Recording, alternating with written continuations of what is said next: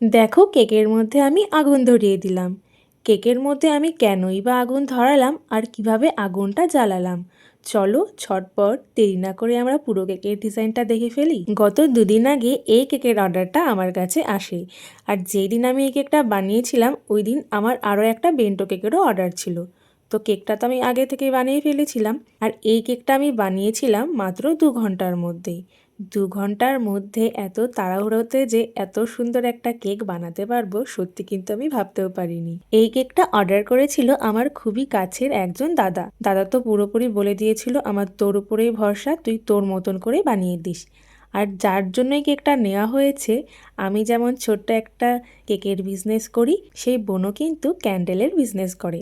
তো আমার মাথায় তখন বুদ্ধি আসে, যেহেতু ক্যান্ডেলের বিজনেস করে তাই ভাবলাম আমিও কেকটাকে ক্যান্ডেলের মতোই বানিয়ে ফেলি।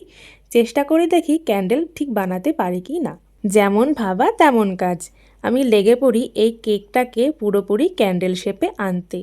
যেহেতু ক্যান্ডেলের ওপরে একটু মোমবাতি যখন আমরা জ্বলাই তখন তো গলে গলে পড়ে থাকে, সেই গলা ভাবটা আনার জন্যই কিন্তু এখানে আমি হোয়াইট চকলেট ইউজ করেছিলাম। হোয়াইট চকলেটটাকে মেল্ট করে তারপর আমি পাইপিং ব্যাগে ভরে নিয়েছিলাম। তারপর দেখো কেকের সাইডে আমি ভালোভাবে দিয়ে দিলাম, যাতে দেখে মনে হয় মোমবাতিটা জ্বলানোর পর গলে গলে পড়ে আছে। মোমবাতি যে গলে গলে পড়ছে এই ব্যাপারটাই কিন্তু আমি পুরো কেকের মধ্যে আনতে চেয়েছিলাম। হোয়াইট চকলেটটা তো আমি সাইডে দিয়েছিলাম, কিন্তু কেকটার মাঝখানেও কিন্তু আমি হোয়াইট চকলেট দিয়েছিলাম। আর এই কেকটার ইনসাইডে ছিল ভ্যানিলা ফ্লেভার।